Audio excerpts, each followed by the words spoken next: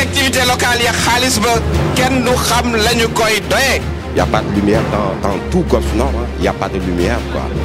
Grand Yoff ñun la ñun duñu mbubboo Grand Yoff duñu jëriñoo Grand Yoff. gisuma fi terrain bu mu jaay gisuma fi tamit manque de respect bu mu manque de respect suñu dëkkandoo yi. Moi maire, j'offrirai mon salaire au Daara. Moi maire, je mettrai en œuvre vraiment une approche participative de la gestion de la mairie.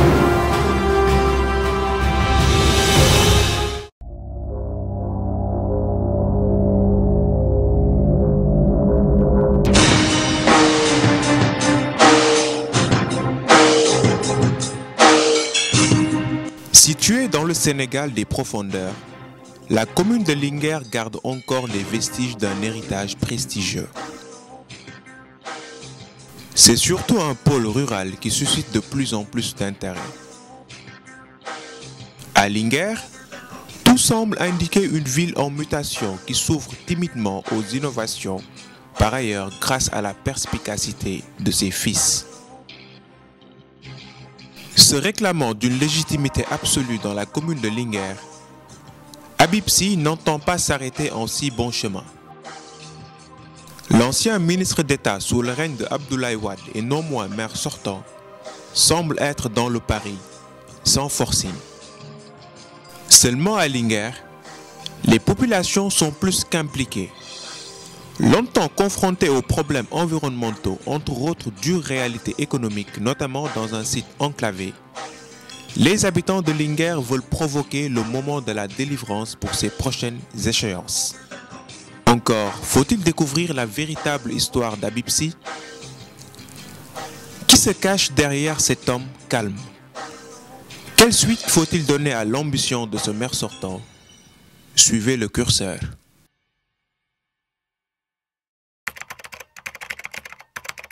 J'ai commencé mes études primaires à l'école Birame Seck de Linguère. À l'époque, elle s'appelait École régionale, où j'ai eu mon entrée en 6e en 1968-69. Après, je suis allé au lycée Faidherbe, où j'ai eu mon baccalauréat. Ensuite, j'ai été inscrit à la faculté de droit de l'université Cheikh Anta Diop, où j'ai obtenu ma maîtrise en droit public. Par la suite, j'ai fait le concours de l'École nationale d'administration et de magistrature, que j'ai réussi. Et je suis sorti avec le titre, le grade de commissaire aux enquêtes économiques. Après, on m'a affecté à Kolda, jeune inspecteur départemental du contrôle économique de Kolda. Kolda est passé en région en 1983. J'étais nommé inspecteur régional du contrôle économique de Kolda. Ensuite, on m'a affecté à Pikine comme inspecteur départemental parce que Pikine, du point de vue de l'importance économique, est plus consistant même que certaines régions de l'intérieur du pays. De Pikine, j'ai été affecté à Tambacounda comme inspecteur régional, où j'ai fait 3 ans. Après, j'ai quitté Tamba, je suis venu à la direction du contrôle économique en tant qu'inspecteur technique des services. Quelques années, je suis allé au ministère des Affaires étrangères, où je suis passé d'abord par la DAJC, la direction des affaires juridiques et consulaires.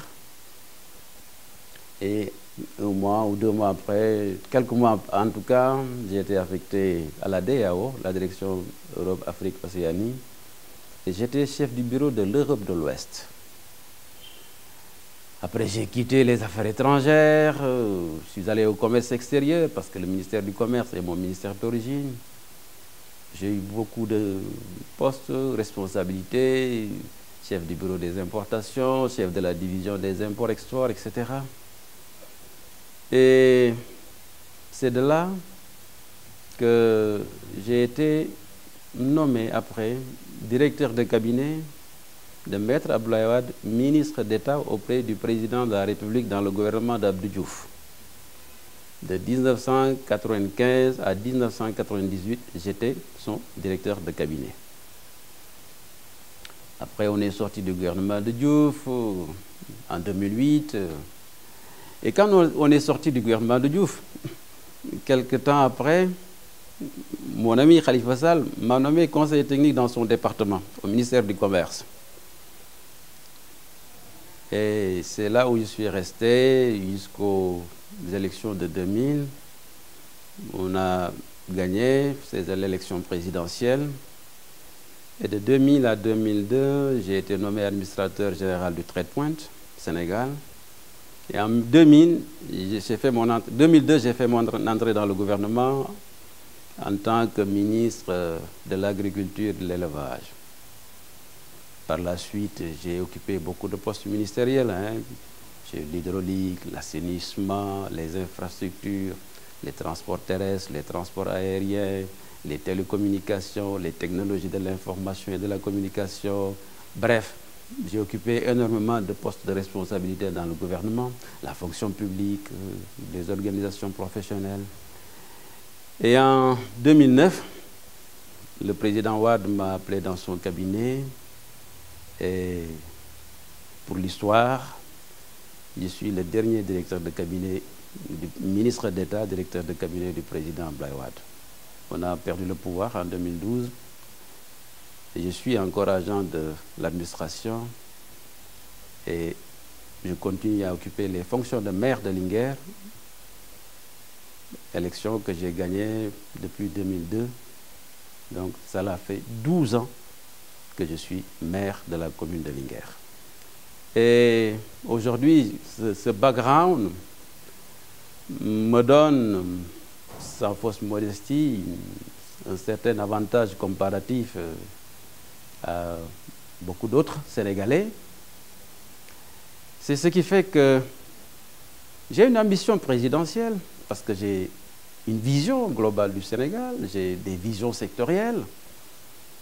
Et je pense que avec l'aide de Dieu, si cette ambition est réalisée, on pourra aller plus vite, n'est-ce pas, dans le rythme pour accéder au développement, au progrès.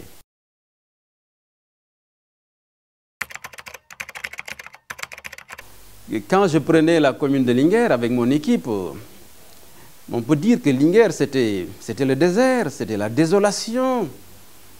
Un territoire, la commune de Linguère oubliée, il n'y avait pratiquement rien, infrastructure. Alors quand nous sommes arrivés, nous avons fait des efforts énormes et avec des réalisations visibles et plausibles, structurantes. Les gens ne savent pas qu'en 2002, Linguère était la seule commune du Sénégal qui n'avait pas de château d'eau. L'approvisionnement en eau potable était une difficulté. Donc le premier acte que j'ai posé, d'abord j'ai procédé à l'extension du réseau hydraulique, 45 km. J'ai enlevé tout le réseau vieillot qui datait de 1960 et nous avons réalisé en même temps un château d'eau. Les quartiers qui n'avaient pas d'eau, on les a approvisionnés, bornes-fontaines et tout ce que vous voulez. Linguère n'avait pas de centre d'accueil. C'était la désolation. On ne pouvait même pas organiser des réunions parce qu'il n'y avait aucune structure pour accueillir des réunions d'importance. Nous avons construit un centre socio-professionnel, polyvalent, avec une grande salle de réunion, salle de musculation, bibliothèque, etc. Et aujourd'hui, des séminaires se déroulent là-bas. Même l'opposition organise ses rencontres là-bas. Bon, ils organisent la rencontre, après ils disent on n'a rien réalisé. Tant mieux. C'est de l'opposition, c'est ce qu'on appelle la politique politicienne. Et à l'époque aussi, il n'y avait pas de structure d'accueil. Les rares missionnaires ou fonctionnaires ou autres agents qui venaient en mission à Linguère, ils arrêtaient à 16 heures pour aller passer la nuit à Louga, 135 km, parce qu'il n'y avait pas d'infrastructure d'accueil. Nous avons comblé cela en construisant un centre d'hébergement, d'accueil et d'hébergement, avec beaucoup de chambres climatisées, que j'ai externalisé en confiant la gestion à des femmes organisées dans un GIE. Et vous pouvez aller vérifier, des autorités passent la nuit là-bas, même des officiers de l'armée américaine qui viennent en mission pour aller à Dodi, ils passent la nuit là-bas. Il y a un bon restaurant, je ne fais pas de publicité, mais c'est quelque chose qui n'existait pas. Donc, ensuite, l'éclairage public de Linguère daté de 1960, nous avons réussi à faire l'un des éclairages les plus beaux du Sénégal, avec des lampes de dernière génération que vous ne trouverez qu'à Dakar, Thiès, Touba, et dans certaines villes, pas nombreuses, de grandes villes. Et en réalisant la route Linguère-Matam, qui est quand même une prouesse extraordinaire, parce que c'était une doléance des populations depuis les années 50, j'en ai profité pour qu'on fasse le butimage de la traversée avec cet éclairage. Et aujourd'hui, vous voyez que Linguère a un village, un beau visage. Les jeunes avaient des problèmes pour un lieu de loisirs que nous aussi nous avons éprouvé quand on était plus jeunes, quand on était jeunes. Et je leur ai construit un night club qu'on appelle Samba Linguère. Mais ce night club, il sert bien sûr de dancing, mais aussi le jour, comme le lycée Albouri Ndiaye est saturé, les élèves se déplacent, certains élèves, pour faire des cours au dancing Samba Linguère. Les stades, je les ai rénovés. Et aujourd'hui, actuellement, d'ailleurs, au moment où je vous parle, on est en train de faire l'éclairage du stade Cheikh Koumé de Linguère. On parle d'arène nationale qui est une difficulté au Sénégal, mais nous avons construit une arène depuis longtemps. Et au moment de l'inauguration, les anciennes gloires étaient venues, les Mbaye Gueye, etc. Et c'était la grande fête. Nous avons appuyé les femmes avec beaucoup d'argent, des millions. Et aujourd'hui, vous allez les interroger avec leur système d'organisation, elles sont en train de brasser des millions. Linguère étant une zone d'élevage, nous avons construit un forail. Et aujourd'hui, le forail de Linguère est le premier marché de petits ruminants du Sénégal, s'il vous plaît. Dara, c'est le marché des bovins, et deuxième de par son importance après le marché de Diaobé. Mais le premier marché de petits ruminants au Sénégal, c'est le forail de Linguère que nous avons construit. J'ai clôturé aussi le marché parce qu'il y avait un problème d'insécurité, de salubrité, etc. Bref, nous avons réalisé énormément de choses. Et sur le plan des ordures, qui est le talon d'Achille d'ailleurs de toutes les municipalités. D'abord, quand nous sommes arrivés, moi je faisais venir des gros porteurs, des tracteurs pour enlever des tas d'immondices qui sont plus âgés que moi d'ailleurs à l'époque. Ensuite, j'ai fait des bacs à ordures. Nous avons aussi trouvé des tracteurs pour le ramassage des ordures, des tricycles, des charrettes, etc. Mais quand même, les ordures, c'est une difficulté à laquelle je vais encore m'attacher pour la prochaine mandature. Si par la grâce de Dieu, je suis encore élu maire de Linguère. Donc, les élèves, nous les avons aidés. Avant nous, les étudiants ne recevaient pas de subventions de la commune. Aujourd'hui, malgré notre faible budget, nous leur allions 2 millions de francs CFA en leur louant ici un immeuble. Parce qu'il y a certains étudiants, quand ils viennent à Dakar, ils n'ont pas d'hébergement. C'est important. Et quand nous arrivions en 2002, le budget de Linguère était à 50 millions de francs CFA. Nous l'avons porté à plus de 300 millions de francs CFA. Quand même, c'est un bond extraordinaire.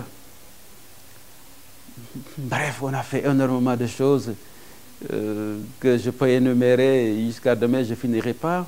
Moi, je suis ébahi quand je constate le bilan que nous avons fait, Linguère est redevenue une ville agréable, n'est-ce pas, où il fait bon vivre. Nous appuyons aussi les marabouts, les mosquées, etc. Et dans notre prochain programme, sur lequel nous reviendrons tout à l'heure, il s'agira pour nous de compléter, parce que notre ambition est de faire de notre ville une ville émergente.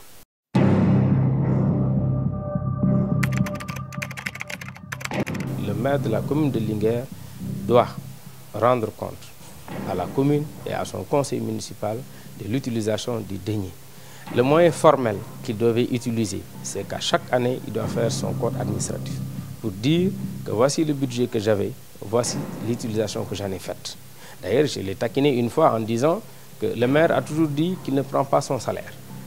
Il n'y a pas meilleure preuve que de montrer dans un compte administratif que le salaire n'a pas été touché, qu'il a été viré au profit de notre chapitre. C'est aussi simple que ça. Il faut qu'ils disent, et je comprends d'ailleurs pourquoi peut-être il ne l'a pas fait. Je comprends, je dis peut-être qu'il peut y avoir une autre explication. J'ai remarqué en analysant les chiffres que le budget de la mairie de Linguère a baissé de 48% en l'espace de 4 ans, entre 2010 et 2014. Donc peut-être c'est une explication. Le maire doit également expliquer aux Linguérois qu'est-ce qui justifie que ces gens ne méritent pas une seule benne pour ramasser les ordures en 5 années. En 5 ans, je dis, et pourtant chaque année dans le budget, il met, comment dirais-je, un budget de 15 millions pour acheter un camion qu'on ne voit jamais. Donc ça veut dire qu'à un moment donné, les fonds, en tout cas, ont servi à autre chose. Le maire doit pouvoir également dire qu'est-ce qui justifie que l'année dernière, que des enfants n'aient pas été admis à l'école faute de place, tout simplement parce qu'il y a déjà un sureffectif dans les classes. Ça, c'est les compétences qui sont de la mairie. Le maire doit pouvoir également dire pourquoi, depuis des années, tous les soins de Linguère se font à l'hôpital. Ça veut dire que tous ceux qui n'ont pas de sous sont exclus du système sanitaire. Ça également, c'est du soin de la mairie. Je ne lui demande pas des choses extraordinaires. Je lui demande simplement, dans les compétences qui lui sont attribuées, pourquoi il n'a pas fait tout cela.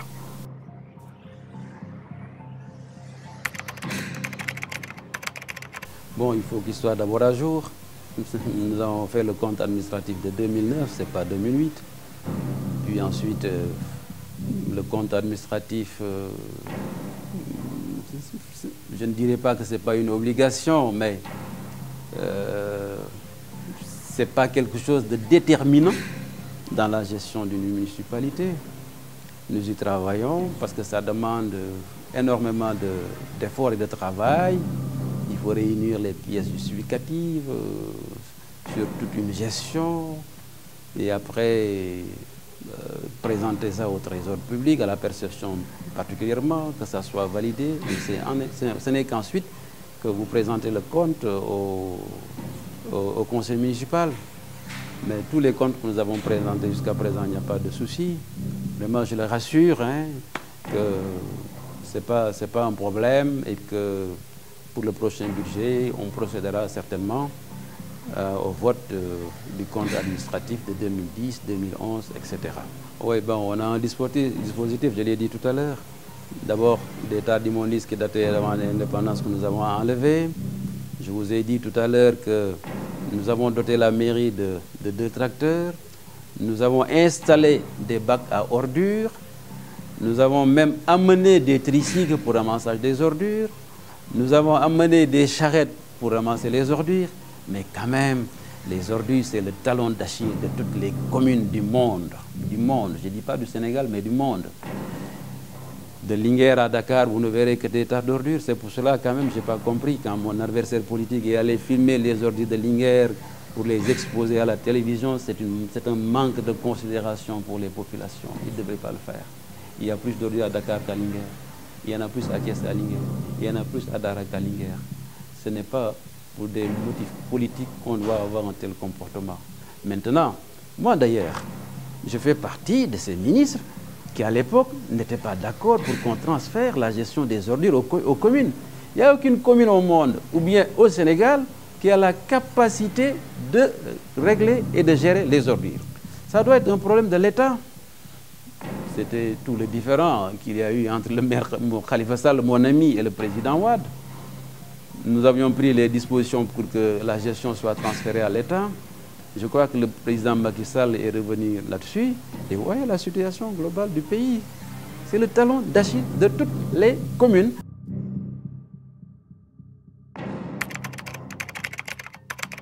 Il a déclaré récemment, au cours d'un meeting à Linguère, que la mairie de Linguère, la commune, devait 100 millions à la Sénélec et qu'on va bientôt couper le courant à Linguère. Je veux vraiment lui demander, est-ce que c'est pour nuire qu'il a posé cette question, ou bien c'est par ignorance, ou c'est par incompétence, parce qu'il fut quand même le ministre de l'Énergie. Deuxième chose que je vais lui demander à M. Ali Ndiaye. Nous avions un projet de réalisation d'une usine d'eau minérale avec des Européens. Le site a été identifié. Ce projet devait créer au moins 60 emplois, générer des ressources pour la mairie, des millions de francs CFA. Ils allaient procéder à l'électrification, l'extension de l'électrification et nous aider à lutter contre les ordures. Un beau jour, il déclare que le terrain lui appartient parce qu'il l'a acheté auprès de Riyad, qui est un ancien commerçant libano-syrien. Dès que les promoteurs ont appris la nouvelle, ils ont pris les bagages, ils sont déportés sur Ouargla. C'est bien, c'est toujours dans le département de Linguère. Mais il fait perdre à la commune de Linguère un projet substantiel. Je veux qu'il me dise, que vous me disiez, M. Ali Ndiaye, est-ce que réellement ce site vous appartient? Est-ce que vous êtes prêt à venir décliner les papiers qui attestent que ce site vous appartient? Et si cela est avéré, est-ce que vous avez mesuré le tort important que vous avez posé aux populations de la commune de Linguère? J'en ai d'autres. J'attends un face-à-face avec lui.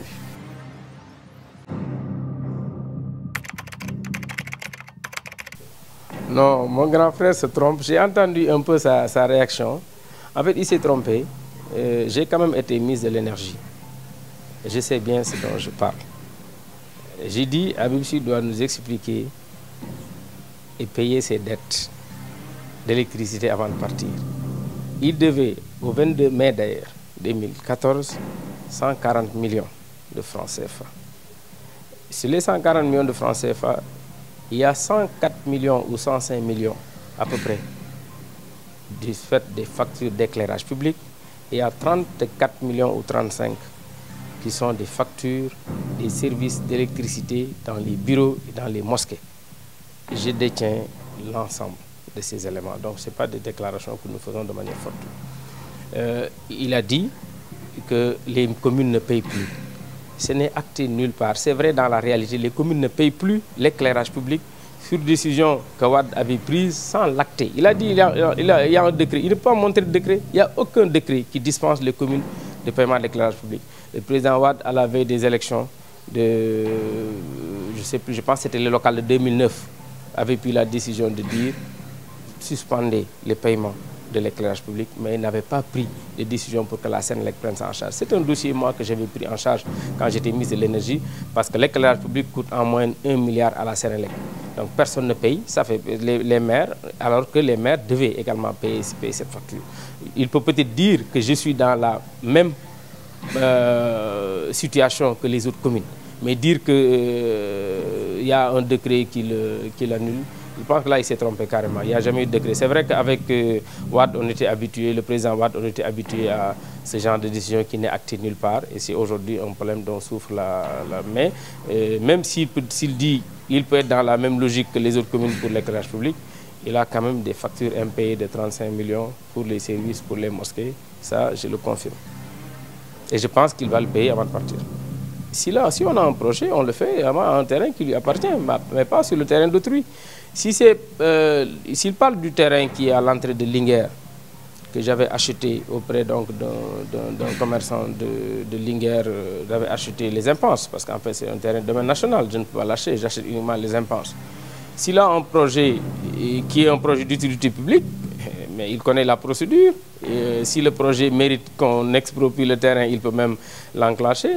Mais je considère que si c'est pour puiser de l'eau, le terrain dont il parle est en face de chez lui, là où il a construit. Donc ça veut dire que nous allons avoir la même nappe phréatique. Ça veut dire que s'il peut faire le terrain, le projet chez moi, il doit pouvoir le faire également chez lui avant de construire. Et il a donné là-bas plus de 1000 parcelles. Donc ça veut dire qu'il n'a pas de problème de terrain. Sauf maintenant, si ce qu'il voulait, c'est peut-être voir quelle est ma réaction en disant qu'il veut mettre une usine sur le terrain qui m'appartient, il ne tardera pas à recevoir la réaction. Mais très sincèrement, je ne vois pas de problème. Aujourd'hui, si Habib a un projet pour réaliser cette usine sur le terrain, je suis vraiment disposé à le lui offrir. Ça, vous savez, à un moment donné, même certains de mes collaborateurs y ont pensé. Mais je leur ai dit, quand même, en 2009, Habib Sy avait refusé. Je ne parlais pas de débat télévisé, de débattre avec moi. Il était maire, tout puissant ministre d'État. Aujourd'hui, il veut que je lui accorde ce qu'il m'avait refusé en 2009. Je refuse.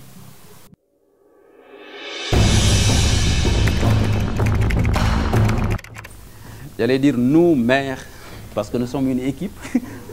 Moi tout seul, je ne peux rien faire. Je suis le maire titulaire, j'ai 2 adjoints, j'ai un bureau municipal, j'ai une équipe qui m'appuie. Donc je ne peux pas prendre d'engagement personnel, je le fais au nom de l'équipe. Donc je veux dire que nous, conseil municipal de Linguère, si nous sommes reconduits, nous allons dans un premier temps nous attaquer aux ordures, qui est un problème. Nous allons nous attaquer à l'extension du réseau électrique, il y a toujours des demandes. Nous allons nous attaquer aussi à l'extension du réseau hydraulique, parce que Linguère est en train de grandir. Nous allons aussi nous rapprocher davantage des jeunes pour les aider. Ce sera un mandat pour les jeunes, élèves, étudiants, jeunes chômeurs, n'est-ce pas, handicapés de la commune de Linguère. Nous allons nous investir de façon très forte, n'est-ce pas, pour vous appuyer à trouver des solutions à vos problèmes.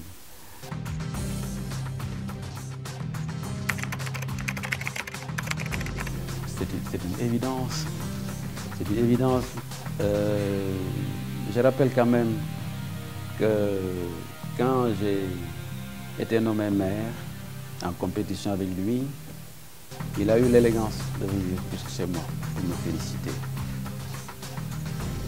Quand j'ai été nommé ministre d'État, directeur de cabinet du président de la République, il m'a appelé pour s'en réjouir en me disant que le président l'a fait pour tout le Jolof.